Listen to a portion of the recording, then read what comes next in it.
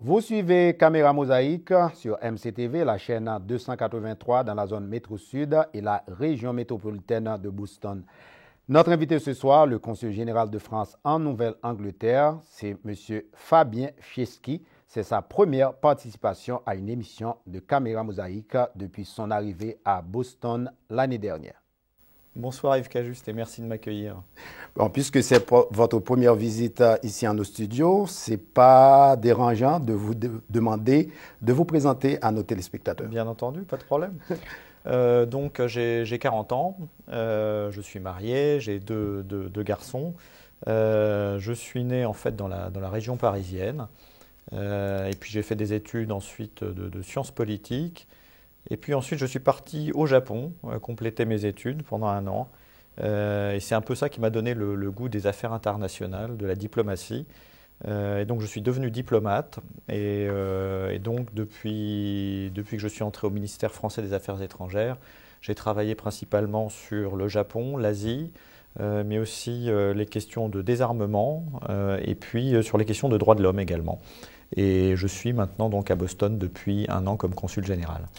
Est-ce qu'on peut dire que le consul général de France dans une région assure la promotion de la France? Tout à fait, c'est l'une de nos 2 missions. En fait, on a traditionnellement 2 missions principales. La première, historiquement, c'est la protection de nos compatriotes à l'étranger. Alors aujourd'hui, dans un pays comme les États-Unis, la question de la protection est devenue assez marginale. C'est surtout en fait assurer des services administratifs pour nos compatriotes, que ce soit leur certificat de naissance, leur passeport, et puis aussi organiser par exemple des élections pour les représentants des Français à l'étranger.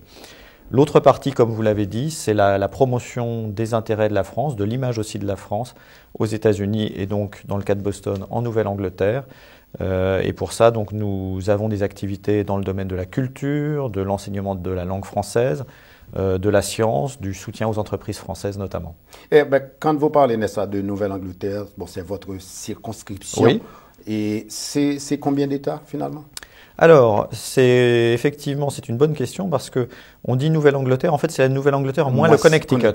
Le Connecticut est rattaché pour des raisons de proximité géographique à mon collègue qui est à New York. Donc ici, nous nous occupons du Massachusetts, du Rhode Island, du Maine, New Hampshire et Vermont. Donc 5 États. Mais c'est quand même assez vaste. Pour combien de Français approximativement? Alors, nous savons le nombre de Français qui sont enregistrés auprès de notre consulat. Ils sont à peu près 7500. Mais comme l'inscription n'est pas obligatoire, on pense qu'ils sont environ peut-être 12 000 sur la région. Yeah. Et bon, venons-en à parler en détail de la promotion de la France, d'abord au point de vue commercial et industriel. Comment est-ce que la France est bien représentée dans la région? Oui, la France est effectivement très présente dans la région. Les entreprises françaises sont nombreuses. Il y a à peu près 300 membres inscrits à la Chambre franco-américaine de commerce, la FACNE de Nouvelle-Angleterre. Alors il y a notamment beaucoup de grandes entreprises. Boston est devenu un centre mondial dans le domaine de la pharmacie et des biotechnologies. Donc vous avez des grands groupes comme Sanofi, bioMérieux ou Ipsen, qui sont vraiment de très grandes sociétés et qui emploient beaucoup de monde dans le Massachusetts notamment. Vous avez aussi des sociétés dans le domaine de l'industrie, des groupes comme Saint-Gobain pour tout ce qui est les matériaux de construction notamment, et puis le verre. Essilor aussi, qui est le numéro 1 mondial de la fabrication des verres de lunettes et des optiques. Ou encore Schneider Electric, qui est aussi un géant mondial, mais français, donc, du matériel électrique. Donc ça, ce sont pour les plus grands, je dirais. On a aussi beaucoup de sociétés dans le domaine du logiciel et de l'informatique, notamment Dassault Systèmes, qui est installé à Waltham, dans le Massachusetts, et qui est le spécialiste mondial de tout ce qui est la réalité virtuelle, la simulation en 3 dimensions. Donc de très belles entreprises françaises qui emploient beaucoup de monde. Et puis aussi, on a... alors vous savez, la France est traditionnellement aussi un pays de marque, un pays parfois de luxe. Alors on a toutes les grandes boutiques de luxe qui sont installées à Boston, mais aussi des marques qui s'adressent à tout le monde. On va avoir le plaisir bientôt d'avoir une chaîne de boulangeries, les boulangeries Paul, qui vont s'installer à Boston et dans sa région au printemps prochain. On a aussi des chaînes de salons de coiffure français comme Camille Alban qui se sont installés récemment à Boston et qui vont se développer. Donc j'allais dire, il y en a pour tout le monde. Et puis, dernier élément, nous avons aussi beaucoup de jeunes entrepreneurs qui parfois ont fait des études ici dans la région, dans les universités de la région de Boston, et qui décident de créer des entreprises. Y compris d'ailleurs des Français de l'outre-mer. On a de jeunes compatriotes, par exemple de la Martinique ou de la Guadeloupe, oui, ou parfois même de l'île de la Réunion, pour aller plus loin, qui ont créé des entreprises de haute technologie dans le domaine, par exemple, de la biotechnologie ici à Boston. Parce que quand on parle de la France, on a également en tête l'alimentation. Est-ce qu'il y a des compagnies françaises établies dans ce domaine-là? Alors, alors il y a beaucoup de restaurants français, évidemment. On a donc Paul qui va... Sodexo, c'est... Oui, c'est français. Alors, Sodexo, effectivement, c'est même le numéro 1 mondial de l'alimentation collective. Ils font beaucoup pour les cantines. Donc, Sodexo est très présente dans l'ensemble des États-Unis. C'est eux notamment qui nourrissent l'armée américaine, par exemple. Oui. Ça fait beaucoup de monde. Mais ils sont aussi beaucoup présents dans la restauration d'entreprises et puis dans les hôpitaux, par exemple, de la région. Souvent, c'est Sodexo, effectivement, qui fournit les services d'alimentation. Ouais. En dehors du commerce, de l'industrie, je sais qu'au niveau du consulat, vous avez une importante mission, je dirais, un département qui s'occupe de la technologie et des sciences. Effectivement. Alors, nous avons la chance au consulat d'avoir une équipe qui s'occupe de la science et de la technologie. Ils font en fait partie d'un réseau qui sont présents à la fois dans notre ambassade à Washington et puis dans nos différents consulats. La mission pour la science et la technologie à Boston a un focus particulier sur les questions d'innovation. Et leur travail, en fait, c'est d'un côté de faire ce qu'on appelle de la veille technologique. Alors, ce n'est pas de l'espionnage. Ils lisent beaucoup d'articles, ils vont rencontrer les gens dans les universités, les chercheurs, pour savoir un petit peu ce qu'ils font, comment ils travaillent, pour essayer aussi d'informer donc les autorités françaises, les universités françaises et les instituts de recherche sur ce que sont un peu les tendances de la technologie aujourd'hui, à la fois sur le fond, sur les sujets sur lesquels on recherche, et puis également comment, par exemple, les Américains financent la recherche. C'est un sujet important pour nous. Et puis leur autre mission, au-delà de la veille technologique, c'est de promouvoir les coopérations, notamment entre universités françaises et américaines, ou entre des instituts de recherche, par exemple. Pour prendre le plus bel exemple, nous avons depuis 10 ans un fonds entre le MIT, le Massachusetts Institute of Technology, et la France, qui permet de financer des projets conjoints de recherche entre étudiants et chercheurs du MIT et étudiants et chercheurs français, qui a permis déjà de belles réalisations. Et puis nous avons, dans le cadre de cette coopération avec le MIT, créé une unité de recherche conjointe entre le MIT et le Centre national pour la recherche scientifique, le principal organisme de recherche français. C'était la première fois que le MIT acceptait d'avoir comme ça une unité mixte avec un organisme étranger. Donc on a innové et on en est très très content.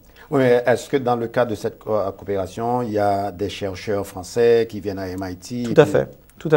En fait, il y a quasiment un laboratoire du CNRS qui est installé au MIT avec des chercheurs français et américains, et en fait de toutes les nationalités même, on peut dire, puisqu'il y avait dans cette équipe, quand je leur ai rendu visite, une jeune chercheuse camerounaise qui avait fait une partie de ses études en France, qui les poursuivait au MIT. Donc c'est vraiment des collaborations internationales aujourd'hui. Mais quand on dit MIT au point de vue technologique, c'est vaste. Quel domaine spécifique? Des chercheurs français, il y en a dans tous les domaines, mais cette unité conjointe de recherche particulière travaille sur la physique des matériaux. Alors ensuite, c'est très compliqué. Ils travaillent de l'échelle du nanomètre, donc de tout ce qu'il y a de plus petit, vraiment l'échelle des atomes, jusqu'à l'échelle des villes. Ils essaient de voir comment s'organise la matière, vraiment de la plus petite échelle à la plus grande échelle imaginable. Et de la science et de la technologie, nous passons maintenant à l'art et la culture. Comment vous assurez la promotion de l'art, de la culture française dans la région? Alors, là aussi, en fait, nous travaillons en réseau. Il y a un réseau culturel qui est piloté par un conseiller culturel qui est basé à New York, en fait. Et donc, nous faisons notamment nous promouvons des tournées d'artistes français, d'auteurs français, de conférenciers. Et nous travaillons ici beaucoup, en fait, en partenariat. Nous avons la chance sur Boston et sa région d'avoir de très grandes institutions culturelles, que ce soit dans le domaine de la musique, des arts plastiques, de la danse. Il y a vraiment des partenaires formidables ici, et puis évidemment toutes les universités aussi, qui ont souvent des départements de langue française, de littérature française. Donc pour vous donner quelques exemples, nous travaillons avec le Museum of Fine Arts à Boston, le musée des Beaux-Arts, avec lequel nous organisons chaque année au mois de juillet un grand festival du film français, qui est un grand succès. Nous travaillons aussi, par exemple, je prends un exemple récent, nous avons organisé avec l'université de Harvard, avec le Boston College, un cycle de conférences sur Proust, puisque nous fêtions cette année le 100e anniversaire de la publication de À la recherche du temps perdu. Et puis nous faisons par exemple venir des compagnies françaises de danse, avec des partenaires comme le festival de danse Jacob's Pillow qui a lieu chaque année en été. Nous avons fait ainsi venir cette année la compagnie Cafig, qui est une compagnie basée à Lyon, avec un chorégraphe français, une majorité de danseurs brésiliens, et qui mélange hip-hop, capoeira brésilienne, et puis des formes contemporaines de danse, et qui ont là aussi obtenu un grand succès. Mais est-ce que, en ce qui a trait à la promotion de l'art, est-ce que c'est la promotion de l'art français ou bien francophone? Alors il y a un peu des deux, il y a des deux effectivement, parce que nous avons une activité de promotion des artistes français, et puis nous sommes également effectivement aussi actifs dans le domaine de la francophonie, et là on travaille vraiment en partenariat avec nos collègues des consulats des pays francophones. Alors à Boston notamment sont représentés Haïti, la Suisse, le Canada, il y a aussi une délégation du Québec. Et donc nous travaillons ensemble, alors notamment pour organiser chaque année au mois de mars un mois de la francophonie qui regroupe un très grand nombre de festivités dans tous les domaines. On a une petite activité, j'allais dire, d'ordre politique, puisqu'on fait des levées de drapeaux de la francophonie dans les différents congrès, parlements des différents États de la Nouvelle-Angleterre. Notamment quand on va dans l'État du Maine, ce jour-là, ils font une session complètement en français du Parlement du Maine. On fait des fêtes aussi, des événements pour les enfants des écoles, puisqu'il y a beaucoup d'écoles dans lesquelles il y a des programmes de français, soit français langue étrangère, soit parfois aussi français langue d'héritage. Ou bien immersion. Ou d'immersion, effectivement. Il y a notamment dans le Massachusetts, il y a deux programmes. Et cette année, nous allons, je pense, organiser la fête de la francophonie pour les écoles dans l'un de ces programmes d'immersion. Milton ou bien Rolliston? Ça va être à Rolliston, je crois. Ça va être à Rolliston. Mais nous soutenons aussi, par exemple, alors, petits programmes, mais qui sont très importants pour les francophones du Maine, donc d'origine québécoise, à Lewiston. Nous travaillons avec le centre francophone d'héritage américain, enfin franco-américain de Lewiston, pour aider des jeunes enfants à apprendre le français que parfois leurs parents avaient oublié, mais que leurs grands-parents parlent encore. Donc on essaie de les reconnecter avec leur héritage francophone. Et puis nous soutenons également avec le concours de la fondation, d'une fondation qui s'appelle FACE, French American Cultural Exchange, un petit programme aussi pour des jeunes enfants haïtiens qui reçoivent donc des cours de français dans des églises de Roxbury et de Brockton. Et Dorchester également à FAB, l'association. Oui, voilà, tout à fait. Et donc, ces enfants reçoivent des cours de français. C'est une coopération qu'on a en plus avec le département de français de Harvard, puisque ce sont de jeunes étudiants de Harvard qui viennent enseigner le français. Et ils ont fait leur fête de fin d'année il y a quelques jours. Je leur ai remis des certificats de langue française et c'était vraiment très agréable de voir ces jeunes enfants se connecter avec la langue française. En parlant de francophonie, peut-être c'est l'occasion de porter l'accent sur les écoles françaises dans la région. Ouais. Et au niveau de certaines communautés, la communauté haïtienne en particulier, beaucoup de parents qui s'intéressent, n'est-ce pas, à la langue française, mais toujours, on vous dit que l'apprentissage du français, ça coûte cher. Comment vous répondez à... Alors, il y a deux moyens de promouvoir, enfin en tout cas deux moyens principaux de promouvoir l'enseignement de la langue française dans les écoles. L'un, ce sont ce qu'on appelle traditionnellement les écoles françaises. Et là, c'est vrai que ça coûte cher parce qu'il faut recruter des professeurs dans toutes les matières. Alors, il y a une école internationale à Cambridge. Il y en a une petite école dans le Maine, une petite école aussi à Providence, dans le Rhode Island. Mais ce sont des écoles qui sont privées et qui coûtent effectivement cher. Alors, le gouvernement français a un système de bourse scolaire pour les enfants français. Ces écoles parfois ont aussi des petits programmes de bourse pour les élèves méritants qui ne sont pas de nationalité française. Mais c'est vrai que ça, c'est une solution qui coûte cher. L'autre solution, c'est de développer aussi des programmes de français langue maternelle. Le gouvernement français aide par exemple au lancement de ces programmes, aide les associations de parents à lancer ces programmes. Nous l'avons fait avec une association qui s'appelle Éducation française Grand Boston, EFGB, qui donc donne une offre complémentaire à ces écoles françaises, donc sous la forme de cours du soir. Et puis, troisième élément qui est important, c'est d'essayer de pousser les responsables des écoles publiques du Massachusetts à effectivement développer des programmes français en langue étrangère. Voilà, des programmes de français langue étrangère dans leurs écoles ou des programmes d'immersion. Vous parliez de Rolliston et de Milton. Je pense que les responsables de ces écoles qui ont pris il y a quelques années la décision courageuse de créer des programmes d'immersion, aujourd'hui s'en félicitent parce qu'il y a beaucoup de gens qui demandent maintenant à entrer dans ces écoles parce qu'ils s'aperçoivent que, vous savez, il y a une époque où... Et c'était le drame justement pour nos amis qui sont venus du Québec. Il y a presque, je crois, 1 million de Québécois qui sont venus dans cette région pendant la Révolution industrielle.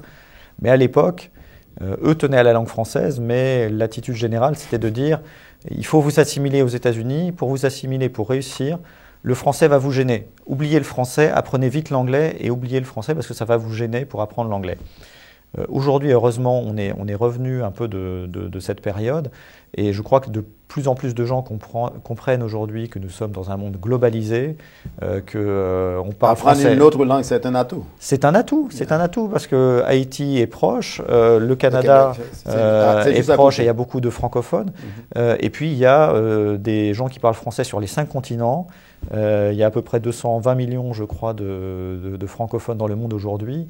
Avec la croissance que connaît l'Afrique aujourd'hui en termes de population, mais aussi en termes économiques, il y aura, je crois, on dit qu'il y aura plus de 700 millions de francophones en 2050.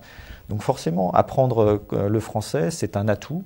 Et puis, je crois que de plus en plus de gens le comprennent. Et nous, on essaye donc de faire un petit peu, alors pour utiliser un mot anglais, du lobbying auprès des responsables de l'éducation dans les différents États pour leur dire mettez en place des programmes de français langue étrangère, ce sera vraiment un enrichissement pour vos enfants. Mais en dépit de ce travail, j'ai l'impression que dans certains districts, le français perd du terrain. Par exemple, à Bookton, là où il y a une population haïtienne assez importante, ça fait peut-être 3 ans, on a éliminé le français. Non seulement on a éliminé le français, on a, je dirais, remplacé, pour être plus clair, le français par le chinois. Par le chinois, oui.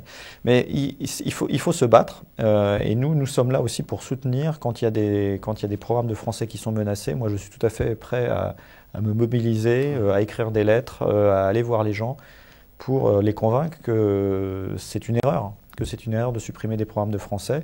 Notre attaché culturel, je sais, c'est mobilisé pour, lors du sommet de l'éducation du Massachusetts, aller auprès des superintendants, des responsables d'école pour leur dire il faut non seulement préserver, mais développer les programmes de français. Et je crois que c'est aussi à la communauté haïtienne de faire entendre sa voix et de rappeler aux élus que voilà, elle est là, elle existe, elle est importante. Et c'est bien de reconnaître l'importance des communautés hispaniques, par exemple, c'est très bien. Mais il y a effectivement aujourd'hui de vraies communautés francophones, dont la communauté haïtienne est la plus importante. Après le tremblement de terre en 2010, il y a peut-être 200 à 300 élèves haïtiens qui sont dans le Massachusetts, qui ont été dans le système francophone en Haïti, qui arrivent ici, qui ne trouvent pas un programme, même des cours de français. C'est pour ça que nous, on essaye aussi de soutenir ces petits programmes communautaires, mais effectivement, la vraie solution, elle réside dans l'enseignement des langues étrangères dans les écoles publiques. C'est vraiment ça, je pense, la solution d'avenir, et pour laquelle, encore une fois, il faut... Moi, je suis prêt à me mobiliser, il faut aussi... Mais à ce niveau-là, comment vous autres du consulat de France, vous travaillez avec vos autres collègues? Parce que je sais... pour le Québec, il y a le centre, c'est le pour la francophonie des le centre francophone des Amériques. Oui. Moi, j'ai eu l'opportunité de les rencontrer au cours de ces dernières années.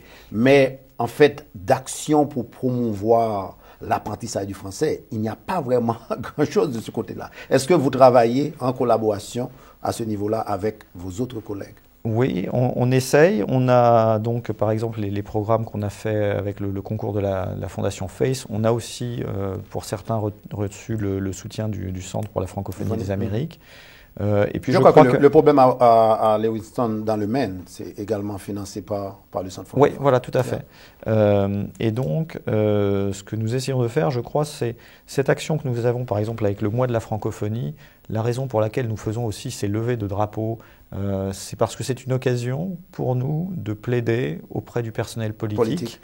De faire comprendre, l'existence, la présence francophone en Nouvelle-Angleterre, que c'est un atout et pas un handicap. Et là, je crois qu'on commence quand même à mieux se faire comprendre. Et puis 3, donc il faut en tirer les conséquences. Et tirer les conséquences, ça veut dire mettre en place des programmes de français. Mais le drame, je dirais un petit peu, c'est que cette question, c'est plus large que la francophonie. Vous avez mentionné le programme de chinois, et c'est vrai qu'il y a eu un certain engouement pour le chinois. Je ne sais pas si ça va durer, mais de manière générale, l'enseignement des langues est pas encore aujourd'hui perçu comme une question très importante dans le domaine de l'éducation ici, parce que les tests avec lesquels on évalue les professeurs, avec lesquels on évalue les élèves, ce sont les mathématiques et langue anglaise. Et donc, à partir du moment où ce sont les seules disciplines prises en compte pour les tests, on a tendance, pour les directeurs d'école, à considérer qu'il faut vraiment se focaliser là-dessus. Et nous, notre message, c'est de faire comprendre l'apprentissage des langues étrangères, c'est important pour vivre dans le monde contemporain. Donc développer les langues étrangères, toutes les langues étrangères, et parmi les langues étrangères, puisque nous sommes francophones, développer les programmes de français. Mais en parlant de promotion du français, est-ce que vous autres, au consulat, est-ce que vous pensez, vous avez les moyens?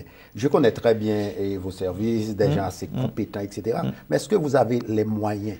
On a des moyens qui sont limités parce que nous sommes une petite équipe. Donc nous avons quand même au sein de cette équipe une personne, Magali Boutiot, qui s'occupe vraiment des questions d'enseignement de la langue française. Elle parcourt la Nouvelle-Angleterre toute l'année. Une personne, n'est-ce pas, pour l'art, pour la culture, pour les échanges universitaires. Ouais. Et une personne qui s'occupe vraiment de la langue française, d'organiser des formations pour les professeurs de français, d'aller à l'écoute justement des programmes, et puis de nous signaler parfois quand il y a effectivement des programmes qui se sentent menacés, nous le signaler pour que moi je puisse intervenir et essayer de convaincre les responsables de ces programmes qu'il faut qu'ils continuent. Maintenant, venons-en à parler de la célébration de la journée mondiale de la francophonie. Ouais. Ce sera au mois de mars prochain. Je sais que cette année, c'est vous autres du consulat qui présidez le comité. Qu'est-ce qui est en place déjà? Alors, c'est effectivement une présidence tournante. L'année dernière, c'était nos collègues québécois qui présidaient. Cette année, enfin pour 2014, c'est la France qui va présider, ou en tout cas coordonner les efforts. Nous allons donc organiser une grande journée pour les écoles cette année à Holliston, pour rassembler les élèves qui apprennent le français dans les écoles de la région. Chaque année, on essaie de faire vraiment un événement festif où il y a un concours. Cette année, on va leur faire une petite chorégraphie avec des chants, de la vidéo pour essayer vraiment que ça soit le plus festif possible. Un concours avec des prix à gagner. Nous allons aussi organiser cette année encore un petit festival de cinéma francophone. L'année dernière, dans le cadre de ce petit festival, il avait été possible de voir. Alors, le consulat d'Haïti avait notamment présenté un film haïtien. Nous avions présenté un film, une coproduction franco-sénégalaise, un film qui se passait à Dakar, qui était très beau. Donc, on va recommencer cette année le festival de cinéma. On va organiser aussi une grande soirée pour les jeunes, une grande soirée dansante musicale pour les jeunes. des célébrations de nature un petit peu politique dans les différents États de la région. Et puis chaque consulat soutient un petit peu différentes actions. Je sais que nos collègues d'Haïti vont notamment organiser des expositions de peinture d'artistes haïtiens. Nous-mêmes, nous sommes en train de nous coordonner pour voir un peu quel événement phare on pourrait organiser aussi autour de ces célébrations de la francophonie. Mais nous sommes vraiment en coopération non seulement avec les consulats, mais aussi avec toutes les associations qui s'intéressent à la francophonie. Et puis nous travaillons ensemble quand on va dans les célébrations dans le Maine, par exemple. Je sais que j'étais avec plusieurs autres collègues du Canada, de Québec. Nous organisons aussi des petits déjeuners scientifiques autour de scientifiques français pour permettre à la communauté scientifique francophone de se retrouver aussi à cette occasion. En parlant de promotion de la francophonie, il y a peut-être un aspect sur lequel on n'a pas beaucoup insisté, c'est le livre. Et il n'y a pas, et à mon humble avis, assez d'expositions, assez de conférences pour présenter des auteurs francophones dans la région. Alors, on essaye parce qu'on a donc, comme je l'ai signalé, notre réseau culturel aux États-Unis organise des tournées d'auteurs. Alors ensuite, il faut trouver des partenaires au niveau local puisque donc, nous les faisons venir aux États-Unis et ensuite c'est un peu en fonction de la demande. Mais nous avons plusieurs auteurs français qui sont venus dans les mois récents. Et un peu dans tous les genres. Nous avons vraiment des auteurs de romans, de littérature. Nous avons aussi parfois des critiques d'art qui viennent parler dans des universités, ou des auteurs aussi de bandes dessinées, ou des illustrateurs aussi de livres pour enfants parfois. On essaye d'avoir vraiment une approche assez large. Et au moment où nous enregistrons cette émission, l'Académie française va décider aujourd'hui s'il va choisir un auteur haïtien pour faire partie, n'est-ce pas, de l'Académie française. Je ne sais pas si vous connaissez Daniela Ferrière ou bien si vous avez lu Daniela Ferrière. Je ne suis pas une pensée spéciale à cette occasion. Je ne suis pas un spécialiste de Daniela Ferrière, mais c'est vrai qu'il est très reconnu aussi en France, bien entendu. Et c'est vrai que moi, je ne peux pas me prononcer sur son élection à l'Académie française, mais c'est vrai que ce serait un symbole fort aussi d'avoir un auteur haïtien. Et pour terminer avec l'entretien aujourd'hui, je sais que parler de la politique française, la France dans le monde, c'est une tâche, c'est la tâche de votre ambassadeur à Washington. Mais actuellement, grosso modo, la France dans le monde. Écoutez, la France cherche vraiment à honorer les responsabilités qui lui ont été confiées, notamment par la Charte des Nations Unies. La France, comme vous le savez, est membre permanent du Conseil de sécurité des Nations Unies, et donc elle veille à toujours être active et à promouvoir donc la paix et la sécurité, notamment quand du fait de sa présence diplomatique, du fait aussi parfois de ses liens particuliers historiques et aussi affectifs avec certaines régions du monde. Elle sent que elle doit alerter le monde sur certaines situations. C'est ce qu'elle a fait sur la situation notamment au Mali, où nous avons bien senti que si nous ne faisons rien, si la communauté internationale ne faisait rien, on courait à vraiment un drame. Et donc la France est mobilisée, elle a demandé aux Nations Unies de mettre en place un mandat, elle a travaillé aussi avec ses partenaires de l'Union africaine, puisque la France ne souhaite pas spécialement intervenir. Nous pensons que les organisations régionales sont les mieux placées pour ces missions, mais quand la France sent qu'elle est la mieux placée pour intervenir plus vite, nous avons donc demandé aux Nations Unies de mettre en place un mandat. Nous sommes intervenus au Mali et puis nous avons rapidement, c'était le but de l'opération, passé le relais à nos collègues de l'Union africaine pour donc assurer cette opération de maintien de la paix au Mali. Et donc plus récemment, vous l'avez vu, il y avait là aussi une situation dramatique en République centrafricaine, et là encore, la France a alerté la communauté internationale sur la gravité de la situation, et puis elle a travaillé avec les autres membres du Conseil de sécurité, avec l'Union africaine, pour mettre en place là aussi une opération pour rétablir la paix et la sécurité en République centrafricaine. En parlant de l'Afrique, au moment où se tenait à Paris le sommet France-Afrique, Nelson Mandela, un grand homme, est parti. Une pensée spéciale? Écoutez, je crois que rarement on aura vu la communauté internationale aussi unie autour d'un homme d'exception, un homme de paix et de réconciliation qui vraiment a su donner l'exemple tout au long de sa vie en tant qu'avocat, en tant que militant, en tant que militant des droits de l'homme, emprisonné, qui a payé vraiment le prix, et puis ensuite, une fois libéré, qui a su montrer avec beaucoup de noblesse la voie de la réconciliation et vraiment privilégier les intérêts de tous, ceux de la paix, dans une situation qui était difficile et très tendue, donc un grand homme d'État.